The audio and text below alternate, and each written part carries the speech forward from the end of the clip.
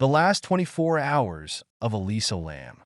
A hotel famous for its cursed past. A woman displaying bizarre behavior in the final 24 hours of her life. And then she disappears. Security cameras captured her final moments, but the truth was never revealed. Los Angeles was waking up in the early hours of the morning. The orange sunlight reflected off the windows of the buildings, and the shadows cast on the cobblestones slowly shifted. As people flocked to cafes for their morning coffee, tourists were preparing to explore a new day. On the 5th floor of the Cecil Hotel, Elisa Lam opened her eyes. How had her night been? Had she struggled to sleep, or had her mind drifted through the stormy sea of the night? No one could know for sure. Those who knew her were aware that she was sometimes overcome with anxiety, her mind drifting into bottomless voids. Sometimes, her mind was shrouded in fog, losing its connection to the world.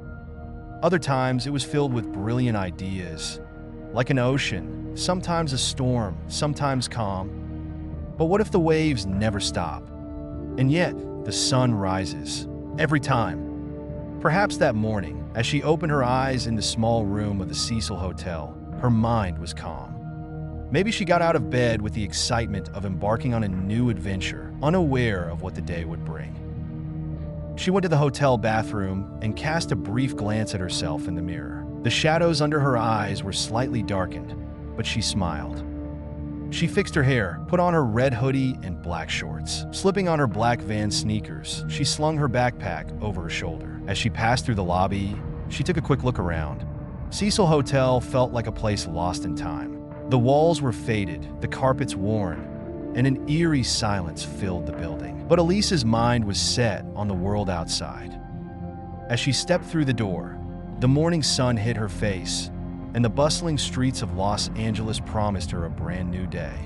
In the early hours of the day, she stopped by a cafe. Scrolling through social media on her phone, she typed a few things, making some posts on her Tumblr account. Perhaps at that moment, it was the safest place for her to pour out her thoughts. Who knows? Maybe she was feeling lonely. After spending some time there, she set off toward the last bookstore. It was one of the most famous bookstores in Los Angeles. She wandered between the wooden shelves, flipping through the pages of books. The time she spent here might have been peaceful for her. She loved getting lost in her own world. One of the bookstore employees remembered her mentioning that she wanted to buy a gift for her family. Elisa was thinking about getting something for them, a sign that she still had plans for the future. But no one knew that these moments were the final hours of her life. She left the bookstore, clutching her backpack tighter. Picking up her pace, she walked through the streets of Los Angeles. The sun shone high above, the city buzzed with people. Yet perhaps she felt the loneliness within her even more deeply. For the last time, she wandered through the city's streets before stepping back through the doors of the Cecil Hotel. What expression did she wear as she crossed the threshold? Was she tired? Sad? Anxious? We don't know. But the one thing we do know is that this was the last daylight she would ever see. The doors of the Cecil Hotel swung wide open, and Elisa stepped inside. As she left behind the warm, vibrant streets of Los Angeles, the silence within the hotel must have pressed down on her like a heavy wall. This was a place with one of the darkest pasts in all of Los Angeles. Since the 1920s, it had been the setting for countless tragedies. Some who stayed within its walls never left, while others carried a shadow in their souls long after they walked away. Perhaps Elisa felt the heavy, somber air of the hotel. Perhaps she didn't. But what we do know is that this was the beginning of her final disappearance within its walls. What did she do after entering the hotel? Did she linger in the lobby for a while? Or did she go straight up to her 5th floor room? According to the information we have, Elisa was alone that day. She had previously stayed in a shared room, but after her roommates complained about her strange behavior, the hotel management moved her to a private room. Her roommates had said that she would suddenly wake up at night, talk to herself, and act as if she were hiding from something. Was this a reflection of her illness, or was something else happening in the hotel? Now, Elisa was alone in her room. In the quiet of that space, perhaps she lay on her bed, scrolling through her phone. Maybe she typed something, maybe she played a song. But after returning to the hotel, she made no more social media posts. She remained silent. What was she thinking? Was she disturbed by something? Did she feel panic? Or perhaps she felt nothing at all? Time was passing. Evening was approaching. And then Elisa made a decision. She stepped out of her room. She began walking down the hallway. But where was she going? That night would be one of her final conscious journeys inside the hotel. And that journey led her to the elevator. On the 5th floor of the Cecil Hotel, the hallways were narrow and oppressive. The carpets bore the weight of years, while the walls silently held the traces of thousands who had stayed there before. Elisa stepped out of her room and began walking through the dimly lit corridor. But where was she going? No one knows. But hours later, she was never seen again. The only thing we do know is what the hotel's security cameras captured: Elisa inside the elevator. This was the last place she was ever caught on camera. Elisa stepped into the elevator. Her red hoodie clung to her body, and though the hood wasn't up, she seemed almost lost within it. She waited for the doors to close. But the elevator didn't move. She started pressing buttons, first a few, then more in quick succession, as if she wanted to select every floor. But still, the doors remained open. She hesitated. Did she sense that something was wrong? Peering out from the doorway, she tilted her head to the right, then to the left. Her eyes scanned the corridor's depths. Was she waiting for someone? Or was she hiding from someone? She pulled back abruptly. Then, suddenly, she pressed herself against the wall. Her breathing seemed to quicken. She spread her arms out, as if trying to steady herself. Then, she moved her fingers in the air in strange motions, as if she were talking to someone. But there was no one there. For a moment, it's easy to assume she was panicked. The elevator doors refusing to close might have unsettled her. But her movements seemed more like the reflexes of someone trying to hide. Another possibility is that something was unfolding inside her mind.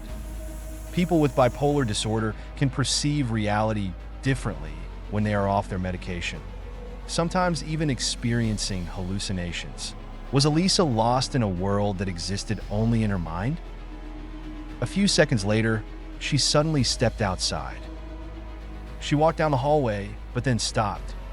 Raising her arms, she moved her fingers as if touching something unseen, as if something or someone was approaching her, as if she were trying to communicate, but there was no one there. She returned to the elevator, but she didn't stay inside. A few seconds later, she stepped away from the door and disappeared into the dark hallway. And from that moment on, Elisa Lam would never be seen again. Could Elisa have encountered someone in the hotel? When reviewing the security footage, no one was seen wandering the hallways with her.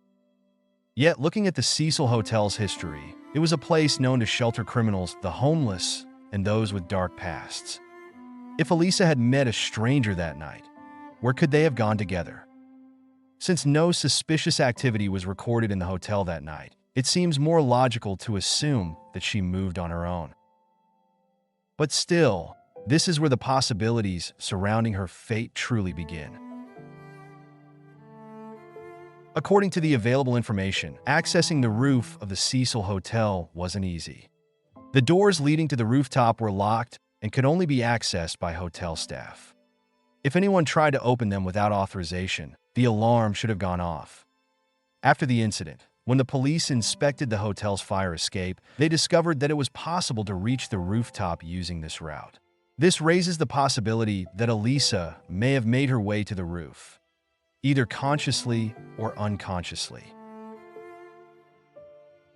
Crucial questions remain unanswered.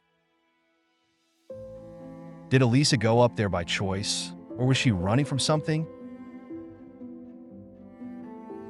Was she experiencing hallucinations, or was she fully aware of her actions? Did she climb the fire escape alone, or did someone help her? These are questions that may forever remain unanswered. But one thing is certain. Elisa Lam vanished that night somewhere within the hotel, leaving no trace behind. And from that moment on, no one ever saw her again. As the night lights of Los Angeles illuminated the city, the inside of the Cecil Hotel remained dark and silent. Everyone had retreated to their rooms, and the hotel's aged walls had trapped yet another night within them. But that night, one person was disappearing inside this building. Elisa Lam. The security cameras had recorded her stepping out of the elevator. But beyond that, everything was a mystery. Where did her footsteps lead within the hotel? Which hallways did she walk through? Did she encounter anyone? No one knows. But the only thing we do know is that she was alone in the hotel that night, and she never returned. If she climbed onto the roof using the fire escape, why did she do it? Bipolar disorder can distort one's perception of reality. Did she believe she was running from something? Or perhaps she simply wanted to rise above the chaos of the city, to be closer to the sky. But somehow, Elisa Lam reached the rooftop. The cold night air of Los Angeles must have hit her face. Below, the city glowed with vibrant lights. But on the roof of the Cecil Hotel, there was no one. Did she stand there for a while? Did she watch the moonlight? Did she silently battle her own mind? Or did she still believe she was fleeing from something? And then she took that step. Perhaps it was hesitant. Perhaps it was unconscious. But somehow, she entered one of the rooftop water tanks. And in that very moment, the world swallowed her existence forever. We know that we were not the last ones to see her inside the hotel. But we will never know who truly saw her last. What happened to Elisa Lam in her final hours remains an enigma. We will never fully understand how her last 24 hours unfolded. But as we retrace her steps, we witness the story of a mind lost within itself. Perhaps Elisa didn't know she was going to disappear that night. Perhaps she was at war with her own mind. Or perhaps she really was running from something. But the one thing we do know is this. Elisa Lam's final 24 hours remain a mystery.